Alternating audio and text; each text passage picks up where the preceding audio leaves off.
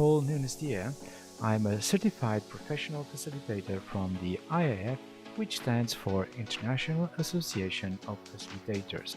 Since 2018, I've started a book series on architecting collaboration, and my latest book, in co-authorship with Martin Duffy and other renowned digital facilitators and guest co-authors, is titled Beyond Virtual Meetings. It's all about the importance of the digital tools that can extend and augment the power of you as a facilitator and a meeting host in virtual online meetings, but also on the hybrid meetings that are going to be so much needed in this post-pandemic era. Along with my co-author Martin Duffy and esteemed PhD colleague, we host Talk to Your Meeting Daughters, a series of hosted conversations with meeting experts that can advise you about how to transition to this new normal and take advantage of this incredible once-in-a-lifetime opportunity to make the organization of your meetings more sustainable and effective. Please stand by as the next show will start momentarily.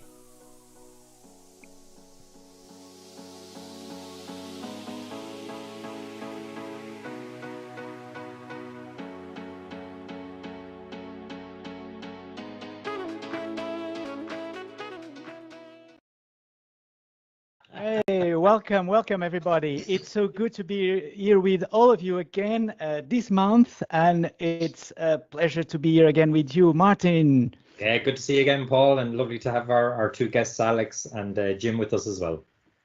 Welcome, Alex. Welcome, Jim. It's a pleasure to have you here with us today.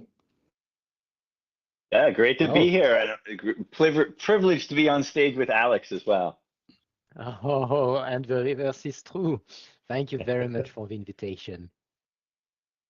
And we normally start our conversations with a very, very odd question, Martin, right? Yeah, just Jim, you might have had this one fielded at you in our previous episodes, but Alex, we normally start off by inviting our guests perhaps to share something with us and our other listening guests, something that about yourself that may not be very well known. Okay. Yes. Okay. Well, I'll take this one. So I started my career as a young engineer working on a manufacturing plant. And one of my first job, I was hired by 3M, the American company, and I was a Six Sigma black belt, so I was optimizing projects in the plants. And one of my first projects as a Six Sigma black belt was to optimize Post-it notes. Oh, wow. And now I'm a facilitator, and you know that Post-it notes are the facilitator's best friend. And you also know that I created a tool to replace the paper Post-it notes with virtual ones. Excellent. I like it.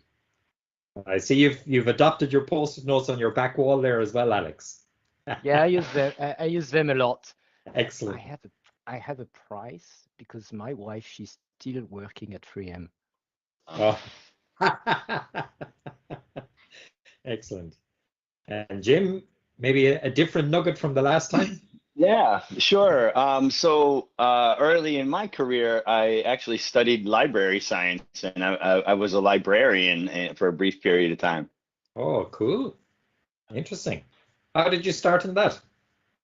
Back at that time, the internet was just starting to become a thing, and people were getting online accounts and email addresses and things like that for the first time. And I was right near I was in the School of Communication, which was right next door to the library and the library school. And I just started to know people and hang out. And I said, oh, this is interesting. So it was just it was adjacent to where I was anyway. Yeah.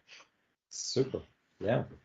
Well, our topic today, guys, is we're interested in exploring the idea of, can technology make meetings redundant?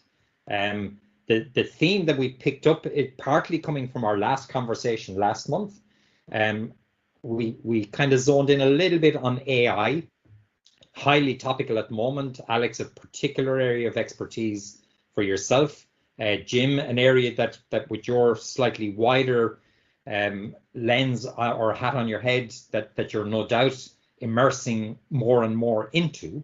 But we thought rather than just focusing on AI, we might look at it initially from the broader technology perspective. And if it brings us down the AI route, we'll go where the conversation takes us. So can meetings be made redundant by using more and more technology? That's a good question, right? I have a first question for you. Sorry, you're asking me a question, but I have one for you. Okay. Because technology, anything can be technology. I mean, there is high technology, there is low technology. I mean, I use card decks a lot in my facilitation practice, and this is technology. So in the scope of this meeting, are we limiting ourselves to high technology, or do we consider any kind of tool? Interesting. Yeah, fair point. Or should we consider both? Or maybe you could reframe the question, Jim, if you looked at it from the point of view of saying, at what point could or can technology make meetings redundant? Because Alex, as I'm inferring from what you're saying, like we use technology in our meetings all the time. We're using it right now, this moment. But could this make the meetings redundant? Yeah. So maybe it's a question of degree. Okay. My viewpoint would question. I'm going to ask a question back to them too, Alex. I guess is, why are we focusing on meetings being made redundant? And the kind of the subtone that I hear in the question is that meetings are something that are potentially ripe for being made redundant, or they're worthy of being made redundant. So my question is, well, what's wrong with meetings in general that we want to even make them or talk about them being redundant, right?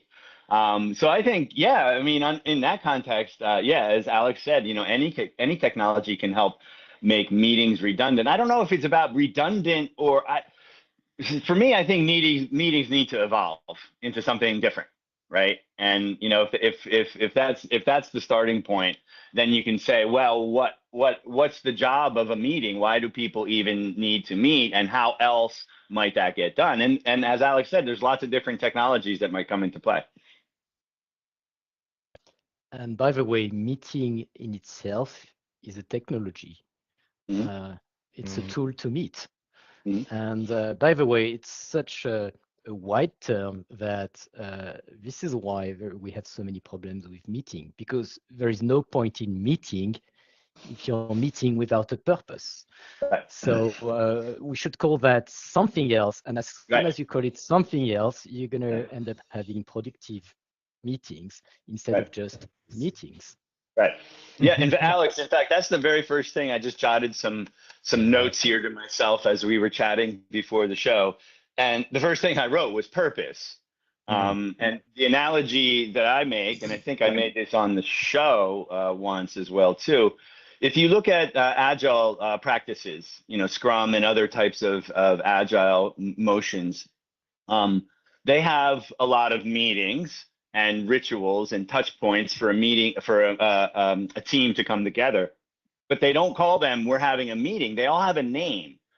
We're doing a grooming session. We're doing a stand-up. We're doing a retrospective, right? And I think to Alex's point, I think that's part of the problem with meetings today is people just call meetings, right? And they're generic and they're kind of handing them out like candy, right? Here's a meeting, there's a meeting, and then include an agenda. And it's like, well, why would you have to include an agenda if the purpose was inherent in that gathering, right? So I think it's our attitude towards meetings that need to change.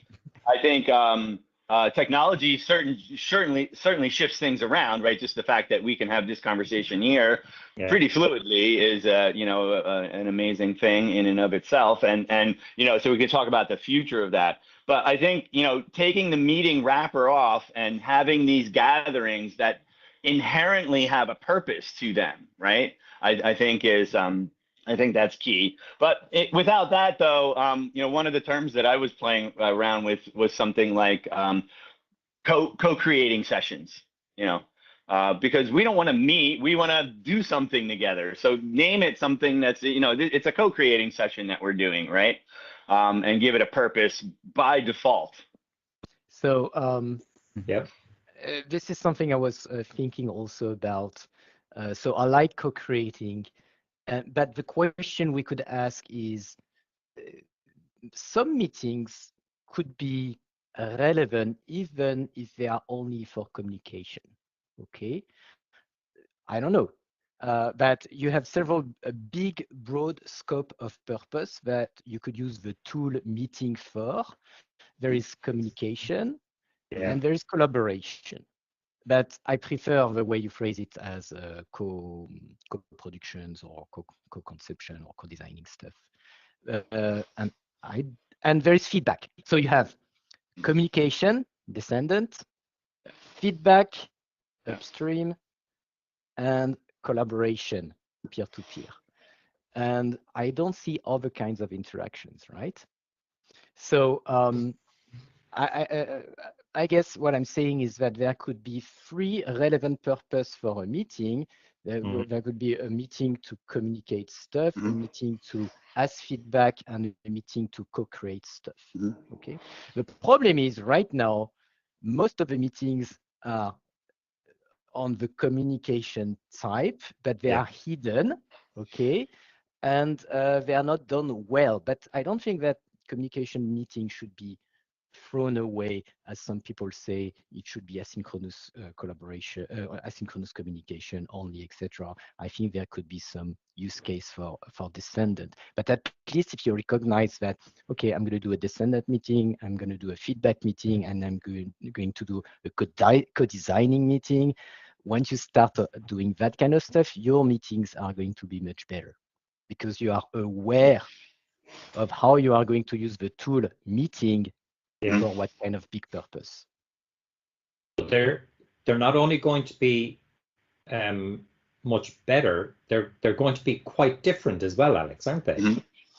Because what we are going to do with meeting as a tool, now the how we apply that tool is now necessarily going to be quite different. So a communication meeting, meaning transmit, send out a message, versus a co-creation meeting, Jim, to take your example. We call that workshops. And there is a name for that, workshops. Technology, if we overlay technology on all of these ideas, is technology going to make them redundant?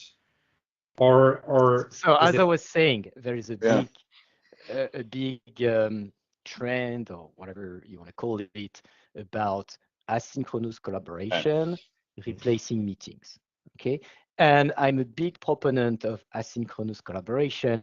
I mean, I've transformed. I've done my first one in 2013 with 200 people instead of a workshop, doing it asynchronously, etc. So I really like this kind of work. But I hate binary representation of the world. Okay, and again, as I said, you have descendant, feedback, and peer-to-peer. These are 3 models, and you can combine them. But there is the same. You have synchronous and asynchronous. And in order to accomplish a purpose, you could combine them. And sometimes, maybe you totally replace the meeting with an asynchronous communication. But maybe you make a first communication synchronously to all your employees, and you add some asynchronous stuff on top of that. So you combine all these modalities of collaborating with your teams. Yeah. So I don't see that as a binary stuff. I agree. And I think we can say meetings could be shorter, and they're certainly going to be different. I don't know if they're going to be made completely redundant. And one model that I was looking at recently, I've been following this trend for a while now. There's this notion of the flipped classroom in education.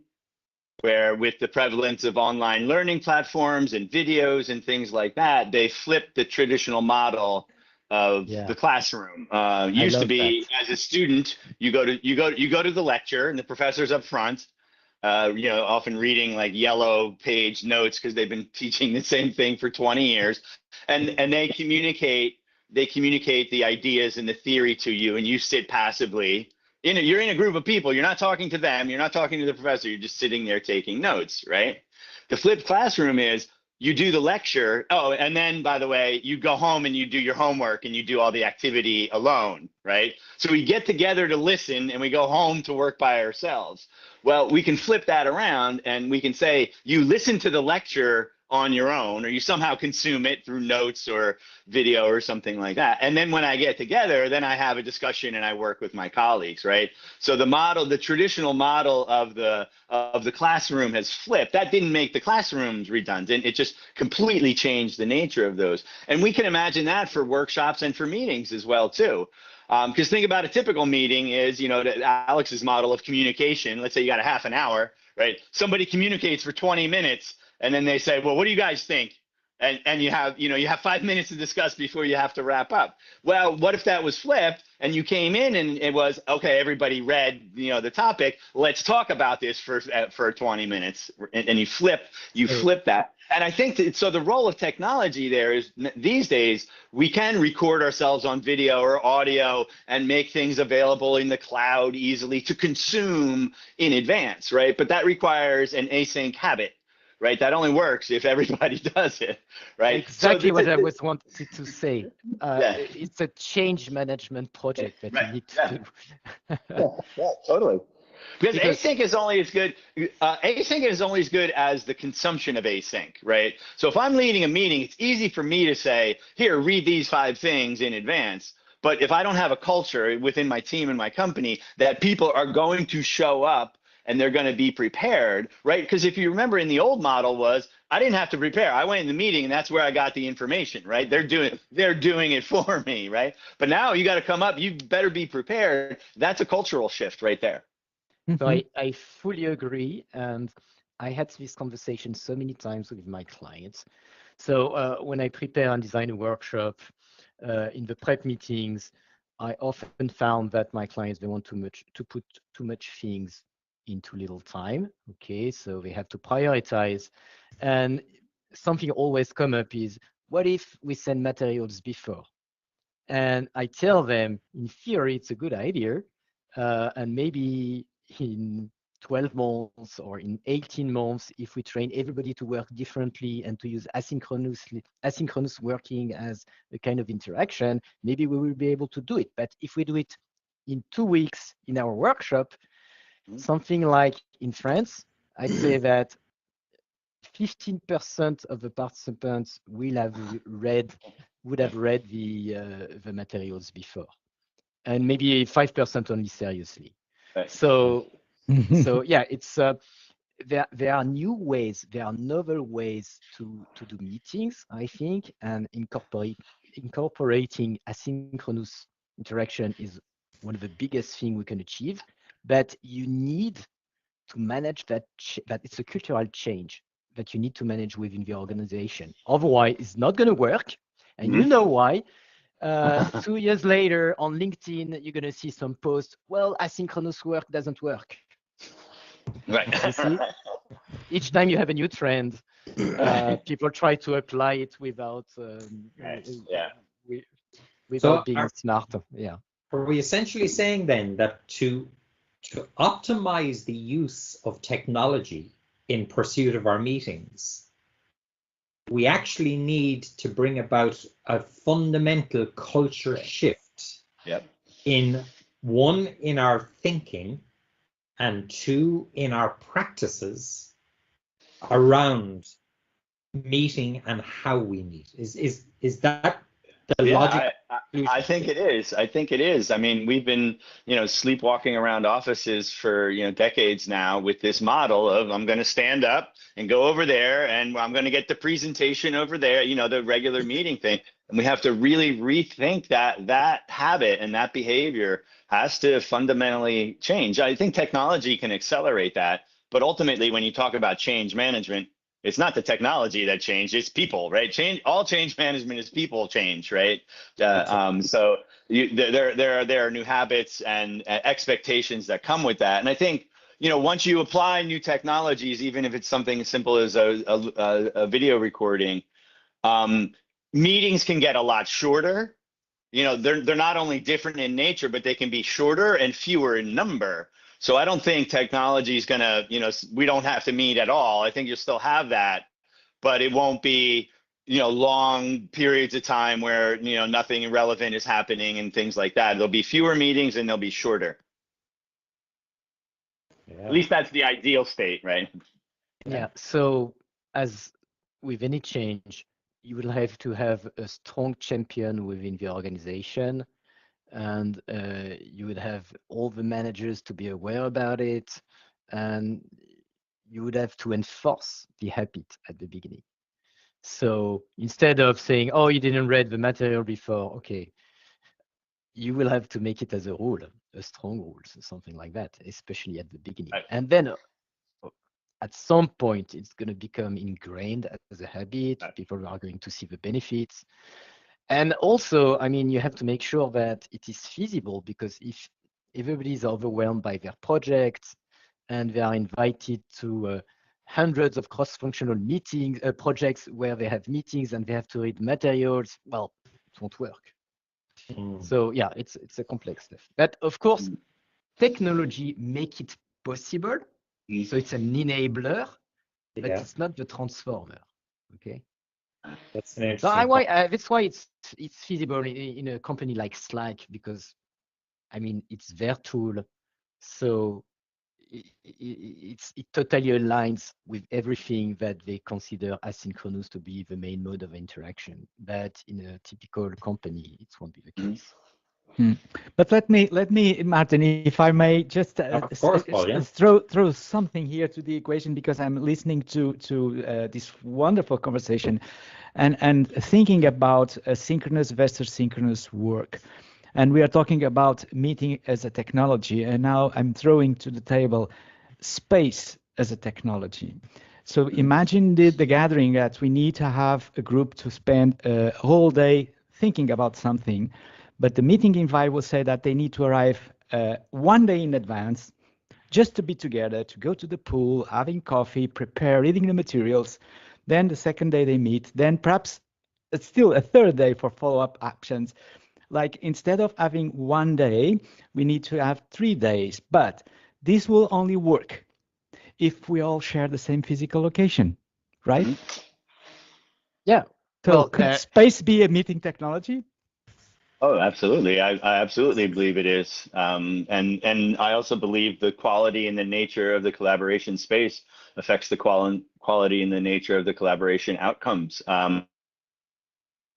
Space, of course, I work for Mural, and we're a spatial tool, right? And I would describe the space that we occupy here a virtual space, right? Right now we have video and audio, and chat, I guess. And it's, so when you talk about online or virtual spaces, it's usually a collection of touch points and tools that come together, and that defines that digitally defined workspace. But that makes a huge difference in how and when you're going to even be able to collaborate. And I think there's change that needs to happen there as well too, and leverage the tools that we have better and things like that. But space is definitely a factor in the equation. And how you organize the space within the space, well, that's part of the design of any kind of meeting or workshop. Yeah. And by the way, speaking of the technology, when you're speaking about space, I'm also thinking about large group meetings. And one of the problems with large group meetings is how you make cross-pollination something. So cross-pollination is when I say something and then Jim hears what I'm saying and it gives him another idea, etc., etc. So that's cross-pollinating. So when you have a big room, how do you make all people cross-pollinate together, because they don't have the opportunity to speak to each other.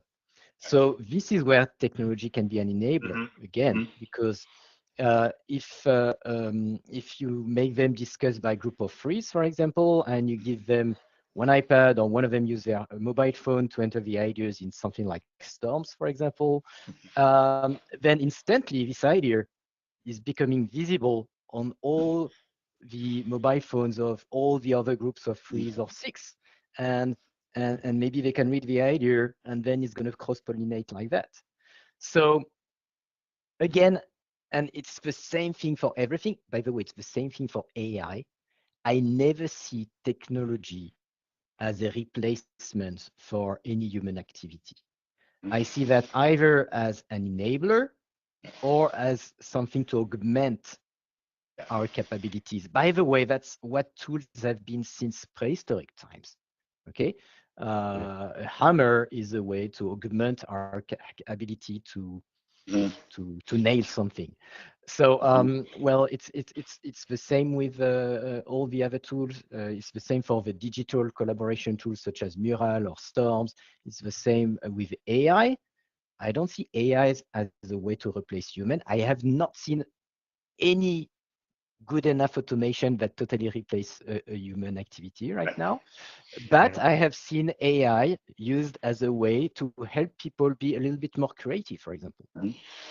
So yeah, this is to say it's an enabler and it augments our capabilities, our capacities to collaborate. It's interesting. So actually, I'm just thinking here, Alex, as you're making that particular point, that technology is not a replacer, it's an enabler.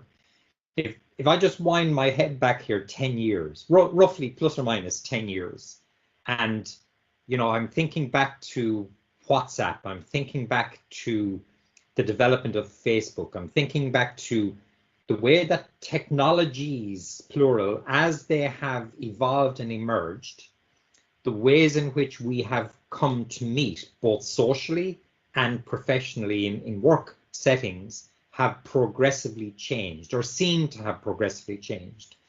So my question is, let me go back to the culture shift that both of you said is necessary in order to optimize the benefits or the advantages of technology.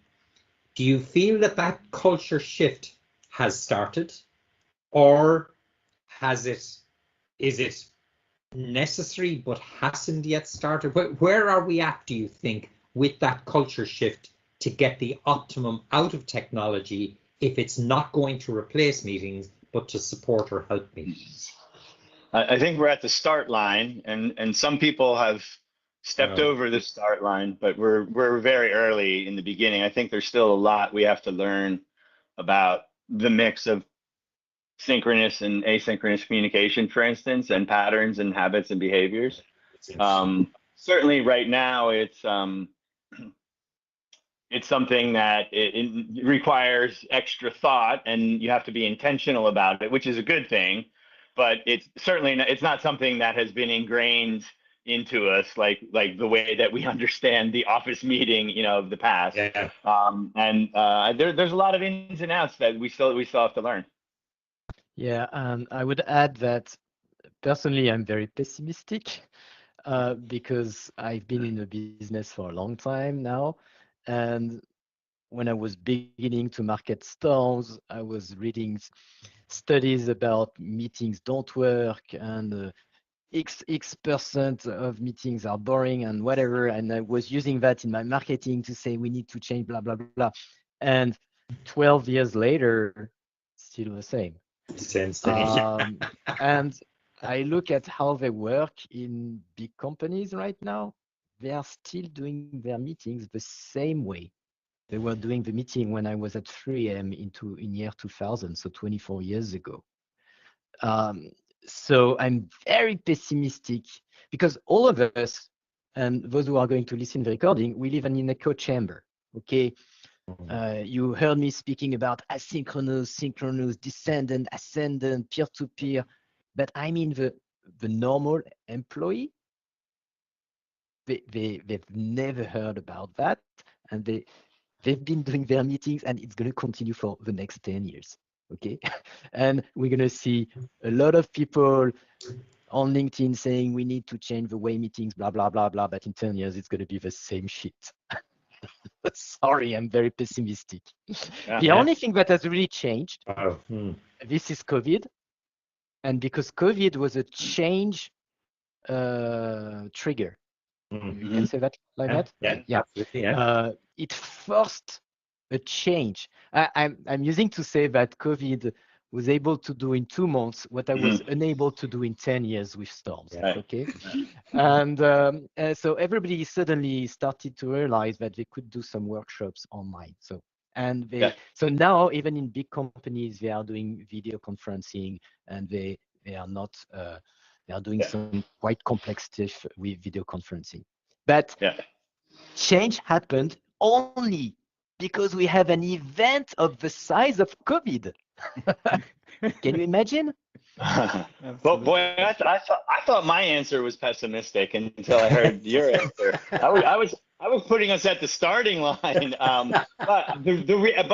But Alex, the reason why I'm hopeful is exactly what you said, because we had the zombies of pre-pandemic walking through the office, right? And then suddenly pandemic shook everything up. Right now, a lot of companies, particularly large organizations, are trying to figure out the post-pandemic world. And my hope there is that there's now this intentionality that they bring to the table, because they have to. Right? Everybody might not be together from Mondays and Fridays, or all of these things. So what I'm seeing is there are people that are they're starting to line up on the starting line. Alex, would you agree with that? That we're getting ready to go in a different direction. Okay, I'll take that positive thought. Yeah, I want to be. I hate to be pessimistic, because this is not my natural state of mind. But it's just that I've seen the same articles for 20 years now. But it's like that idea of COVID being a driver of a change that some have been working toward or trying to achieve for years and years, and didn't appear to be successful. If we take it if we looked at it from a generational perspective, if we look at and take the technology piece, so I'm not of the smartphone era.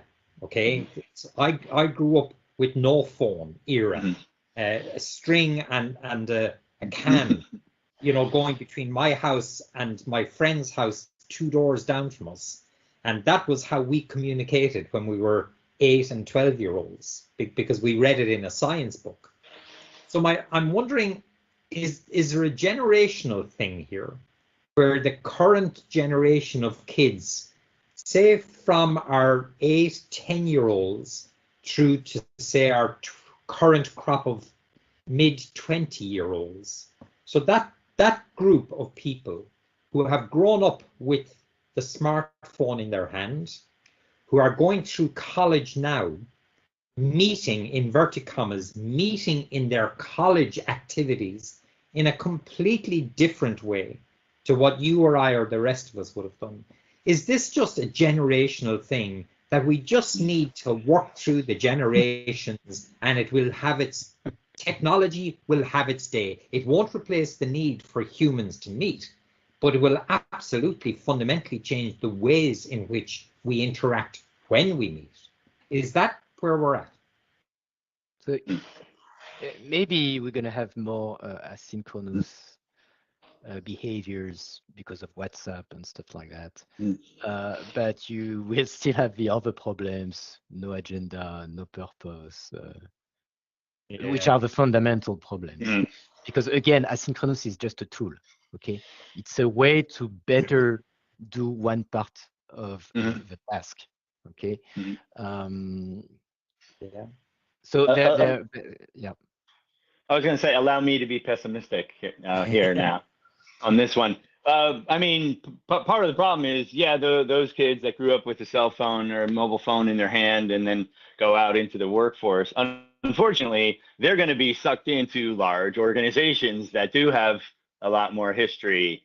It's kind of like the Borg, right? They get assimilated to the Borg, right? And here you are, an intern or, junior, whatever your title is, and you're in a room with, 10 other people who have done meetings the way they're doing it there for 20 years. All of that, Gen Z or whatever the new generation is, all that behavior that you were describing, Martin, is like that just gets wiped away. So it really is the big shift that we need. I think over time though, you'll start to see a shift, but it's not going to happen that quickly just because we have a new generation of workers.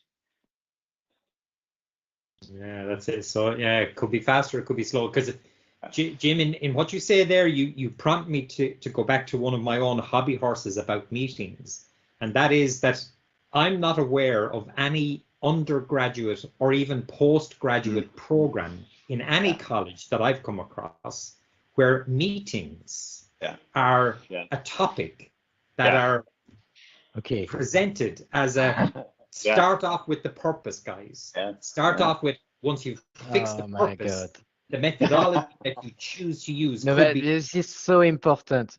I've been saying that again. Sorry, but I've been saying that for a long time. I don't understand why the first training that you should go through when you enter any company, because it hasn't been done as a student, is a facilitation training. Every single employee should be trained to facilitation.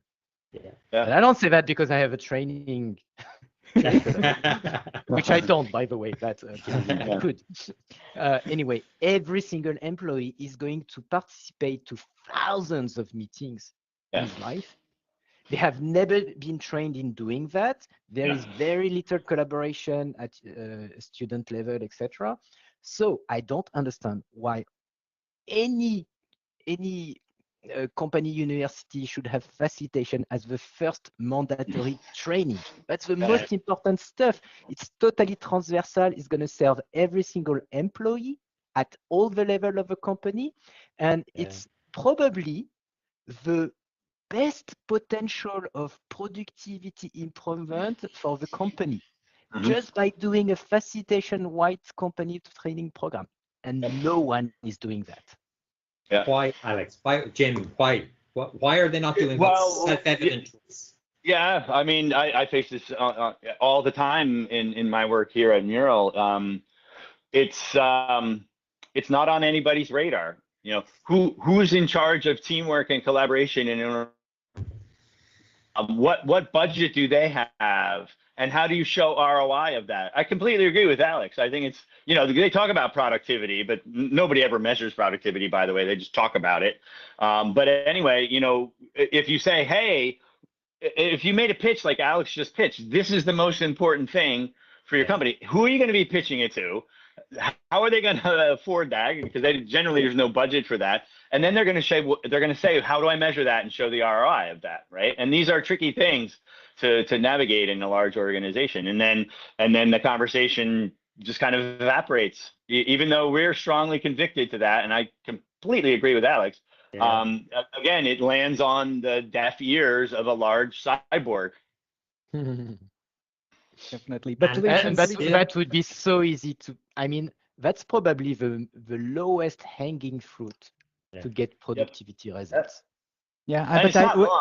And innovation, not only productivity, creativity, innovation.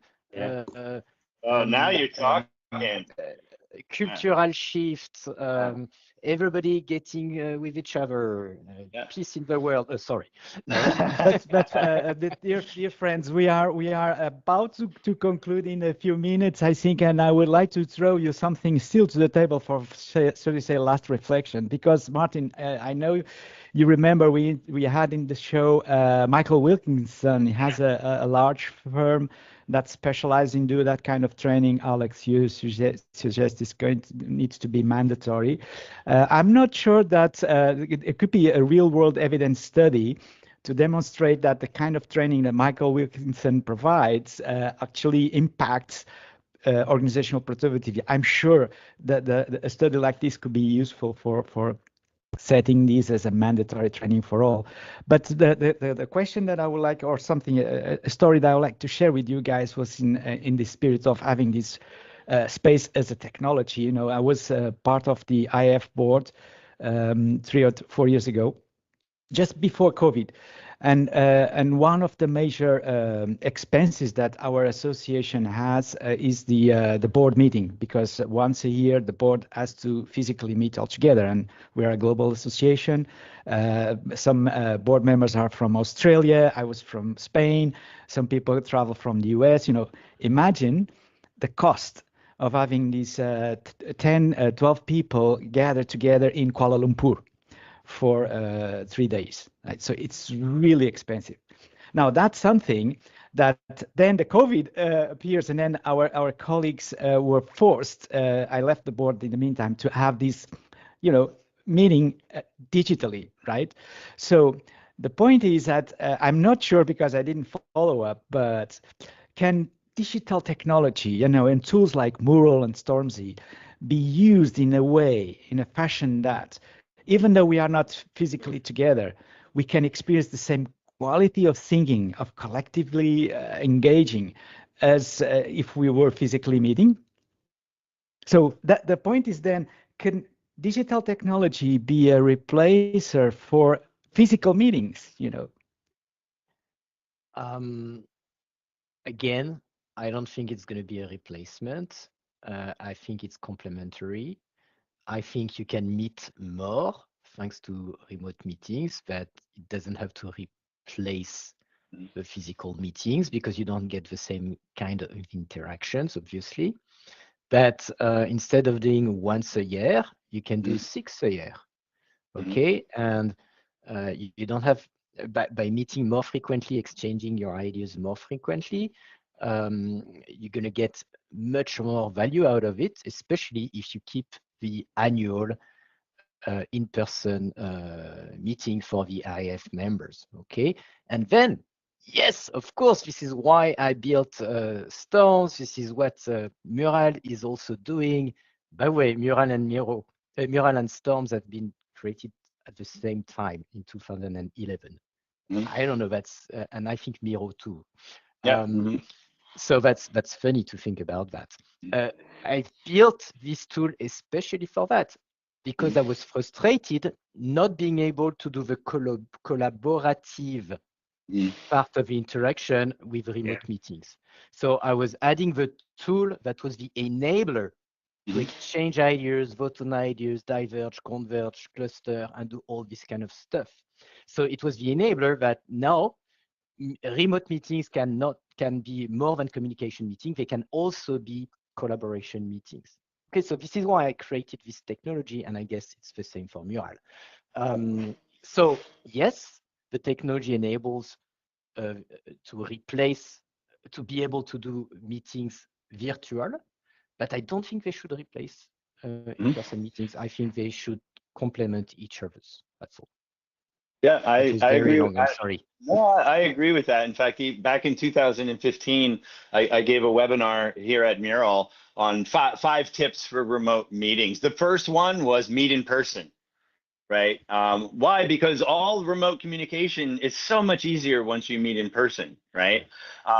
The question I would have though is, okay, now, you know, particularly after COVID, we've all kind of learned how to do the remote thing. We all know where the mute button is by now and things like that, right? The question is then, what's the purpose of that face-to-face meeting? And I think the prevalence of online interactions and all the requisite technologies that go with it, I think it potentially shifts the focus, so we can spend more time on creativity together. We can spend more time on getting to know each other together, right? Maybe, yeah, networking. Maybe the time we need together is even shorter, right? Because we can have a pre and a post game kind of, you know, motion as well too. So I don't think it replaces it, but it does change the nature of it, and that nature could be a positive, right? Just think about it. We can spend more time creatively together, or more time socially together, networking, right? Those are good things, and I think that's the real key. It's not about, hey, we have new technologies, you know, AI and all these new things coming out as VRs on, you know, coming up soon, a lot slower, but that's there too. I don't think it's like, oh, this is going to replace that. I think the question is, how does that change the nature of what we're currently doing? And in some cases, it might change it so dramatically you don't even recognize it anymore. But I still think it's not about the replacing. I don't think it's about swapping one crowd for the other. Yeah, and I think that I made a post about the new skills for facilitators in 2023, and it's going to be the same for the next 5 years. Is that your toolbox is expanding? Okay, but when I say toolbox, I'm not speaking of tools, software or stuff like that. I'm speaking that the modalities are expanding. So now, when you want to organize a workshop, you have to think what's going to happen in person, what's going to happen remotely, what's going to happen synchronously, and what's going to happen asynchronously. And all these 4 kinds of modalities, you are going to use them as Lego bricks to design your workshop. And I also say the workshop is not in the room anymore, and it's not only in the day. It's before, it's after, it's in the room, it's outside the room. And you have to use and combine all these elements when you design a great workshop in 2024. Fantastic. Great concluding point there. Point. We're just up on time, guys. It's our normal practice that I try to do a 1 minute or a minute and a half very quick summary of just some of the key points that came out of our conversation. We started off, Alex, you raised an initial opening question to my question, which was technology. What do we mean by technology? What types of technologies are we talking about that impact meetings? Jim, you countered saying, what is it about meetings that potentially could even make them reduce? Why would we think that particular way? Both of you took us to a real fundamental, and this has been a recurring theme across many of our episodes at this stage, that meetings without purpose are a complete waste of time. Therefore, if we don't set the purpose, then the technology is almost irrelevant. So coming back to basics, that's the first key point as a takeaway, to say, we'll be absolutely clear what the purpose of your meeting is. But once you start fixing purpose, and Alex, you took us down the road of saying, we can have types of meetings. So is it feedback? Is it co-creation? Is it communication? Or are there other broad types of meetings that we would have? Once we've fixed on those, we then start considering synchronous versus asynchronous. Do we have to be all in the same place, same time, or can we be apart and separate chronologically or time-wise, as well as physically? And the answer is technology can help us to be both synchronous and asynchronous, which is part of that last point, Alex, that you've just made there. Jim, you took us into the flipped classroom, which I thought was a really interesting concept and a really interesting idea to now extrapolate out into our meetings as such. So we say, rather than, well, we come together to communicate, to share documents and so on, well, let's do all that before we ever get together. And now the time together, we now have the possibility to use that in a much more productive and enhanced way. And technology, again, can support us and help us with building that interaction and engagement when we are physically together. Having said all of that, we actually moved then to recognize that moving in that direction would actually require a culture shift in the mindsets of the leaders in many, many organizations, because we're creatures of habit. Both of you made the point that when we go into an organization, even for people coming fresh out of college now, kids who have mobile phones as an integral part of themselves, they go into an old school organization run by people of my generation, and all of a sudden they're just reverted back to stuff 20 and 30 and 40 years old, instead of having recalibrated what's our purpose, having recalibrated, are we a flipped classroom, inverted commas? Are we going to do our stuff in a very different way? And if we start doing it in a very different way, we then have the possibility to say, Alex, I'll take us to a key point. Before we flip, before we change, do we actually need to do a ground zero, all new, all existing and new workers in an organization, facilitation skills to be a participant and to be the facilitator. That if people could be imbued with those characteristics, we then have a huge possibility to use technology in ways that won't replace meetings, but could very significantly enhance both the quality and the quantity of output that we get from potentially, Jim, your point, less meeting time, but potentially with much greater and much better productivity and output at the end of it. Wow. How can you do that, Martin? I'm so impressed. You have a kind of super mind. You have a GPT-6 inside the brain to be able to do such a recap. Yeah. You are AGI. Yeah. I've been accused of being worse, Alex. That's awesome. Anyway, friends, we are approaching the end. Alex, Jim, major takeaway from this conversation, and we wrap up for the day. Yeah, I think there's an opportunity, coming out of the pandemic. There's, return to the office, and people are struggling with hybrid and all these other things. And it's like, yeah, okay, there are those hurdles that you have to get over. But I think there's a bigger opportunity here, because I think now that we've had a taste of a completely remote, or another way, let's call it, we've had a taste of another way. I think now more than ever is the opportunity to do things like Alex was suggesting. Everybody who comes into my company gets facilitation training. Everybody who comes into my company learns a set of async habits, right? That there's this huge opportunity right now, not just all the struggles that people, everybody's complaining about meetings and offices and stuff. It's like, no, look at it the other way, right? That this is the opportunity to finally shift those big organizations. Thank you, Jim. How about you, Alex? My big takeaway is that I was very pessimistic. I surprised myself. I discovered a very weird part of myself that was hidden, because I'm totally optimistic. I see the glass half full normally in my life. And maybe it's a sign I should change. I should change industry. Anyway, yeah, I still think that there is a survey, a study that we've seen a lot, that says that one of the things that could make it possible to convince people that facilitation skills are necessary, there is a survey about the skills needed for the next 5 years.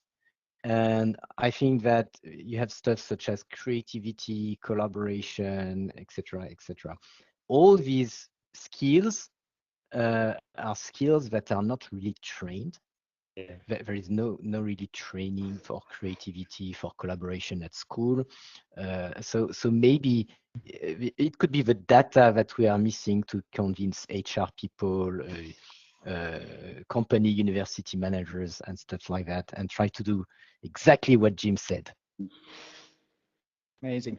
Okay, folks, thank you so much. Thank you so much for your time here today. And thank you so much, dear viewers, for watching this. Your comments are valuable, and we look forward to see you again in the following month. Yeah, absolutely. Thanks, everyone. Thanks. Thank you for the invite. Bye-bye. Thanks. Bye-bye.